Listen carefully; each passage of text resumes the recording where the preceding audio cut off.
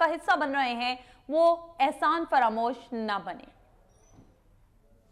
Pakistan peoples party के senior रहनुमा senator Rahman Malik ने लंदन में सहाफियों से खुसूसी गुफ्तगू करते हुए कहा कि अशरफ गनी भारत में जाकर पाकिस्तान के खिलाफ भारत के हाथों खिलौना बनकर बेवकूफाना बयानात दे रहे हैं। पाकिस्तान ने अफगानियों को पाला, अशरफ गनी का खानदान भी पाकिस्तान में पलता रहा, वो भारत जाकर एहसान फरामोश न बने। उन्होंने कहा कि वो पाकिस्तान तहरीक इंसाफ के किसी ऐसे एहतजाज का हिस्सा नहीं बनेंगे जिसमें किसी के घर का घेराव किया जाए। रहमान मलिक का कहना था कि पाकिस्तान मुस्लिम लीग नून को भी पनामा लीक्स का कोई काबिले कबूल हल निकालना चाहिए, वरना पनामा लीग सियासत का खेल बन जाएगा।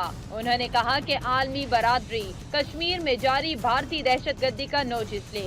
भारत ने अपने मुल्क से इंसानी हुकूक का कानून तक खत्म कर दिया है। अब अमेरिका और यूरोप को इंसानी हुकूक के कानून की बहाली तक भारत के साथ हर किस्म के सिफारती मरासिम खत्म कर देने चाहिए। रहमान मलिक ने कहा कि वो भारत में इंसानी हुकूक के खात्मे के मसले को यूरोपीय यूनियन में भी उठाएंगे। पाकिस्तानी हुकूमत को भी पाकिस्तान में जारी दहशतगर्दी में रॉ की साजिशों को आलमी बरादरी के सामने उठाना चाहिए।